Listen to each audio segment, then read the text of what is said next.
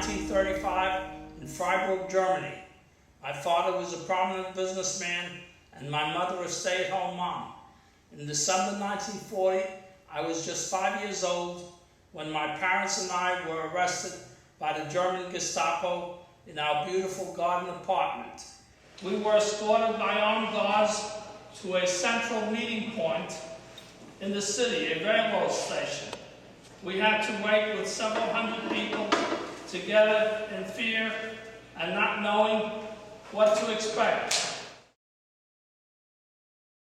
We were forced into cattle cars, packed like sardines, and taken to southern France, where the Vichy government of France interned us, 6,000 German Jews and families, into a concentration camp called JARVIS, near the Pyrenees Mountains, a range of mountains separating France and Spain. Starvation, disease, and hard labor killed many people.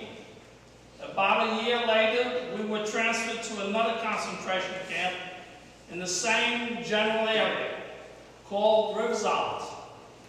One dark night, my parents and I escaped from Camp Rivesalt with the help of a cousin from the outside. We went to a small farm in the countryside, 2 days' drive away, and tried to make it to the Swiss border to freedom, only to find that the Swiss and the Germans had closed the border and we were trapped in German-occupied France. We went back to the farm, hid as we worked this farm, and grew all our own food and poultry to subsist. We did this for about 1 year before the French police found us out, arrested all of us once again, turned us over to the German Gestapo, and back to Rivesalt concentration camp. I was saved by a 17-year-old French Jewish girl pressed into underground activities by an obscure French Jewish underground organization simply called OSE, O-S-E, Organization for the Rescue of Children, headed up by Dr. Albert Einstein, and credited with saving 5,000 children. These brave young women entered various French concentration camps at their own peril, spoke to the mothers of small children, and said, "Where you are going does not bode well, and you may not survive. Let me rescue your child, that he or she may live." In the dark of night, these brave hearts took us out of the camp, and I was at this time just 7 years old, a man in a boy's body, because you age fast or you die. As you can see, I never had a childhood. Jose, with benefactors like the Rothschilds, purchased several castles in France. These castles became safe houses and orphanages for rescued children of all ages. We were provided with food, health care, and as much love as a stranger could give.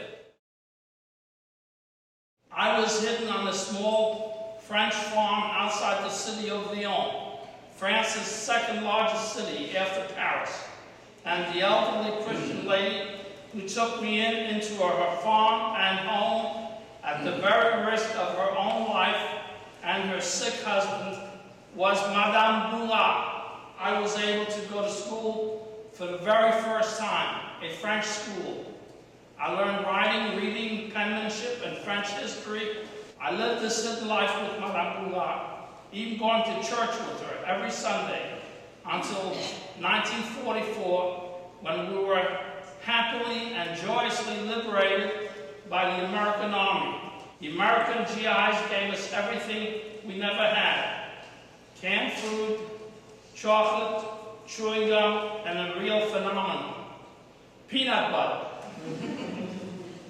After liberation, Jose collected all their hidden children and brought them back to the various castles, brought in brought in educators, doctors, and a variety of other help to try to return us to as much as possible to a normal life. Germany surrendered unconditionally in May 1945. The Red Cross was trying to reunite lost families.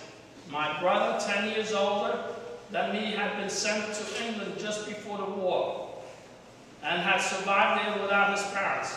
My father's sister, and the only survivor of 12 siblings, had come to America in 1939, just before the outbreak of World War II. She too had located me and wanted to bring me to the United States. My choice was an easy one. Give me Uncle Sam. In October 26, 1946, I arrived at the port of New York. When I came to America, I was 11 years old. I spoke only French. I came to a household that spoke mainly German, and I went to a school where they spoke only English. I had plenty of food to eat for a change, but the Holocaust was still very much with me. The loss of mother, father, grandparents, and all the rest of my family, and never knowing what happened exactly, was always excruciating to me, and this persevered. The first few years in America, I was always in a state of mourning, always crying, but only when I was by myself. I would not do so in public. The Korean War broke out on June 25, 1950. In reverence to my adopted country and gratitude to my new life in America, I decided to join the United States Marine Corps and serve my country. I was honorably discharged in 1956 as a sergeant. I came back to New York City, married, raised a family. I worked as a pastry chef until I came to Bristol, Tennessee, and joined my son's firm, King Pharmaceuticals. There I worked for 10 years as an executive until retirement.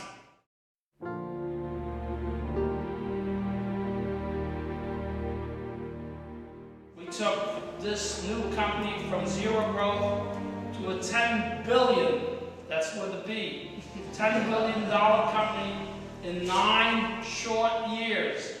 A real-life experience of the man standing in front of you. From the ashes of the Holocaust to a new life.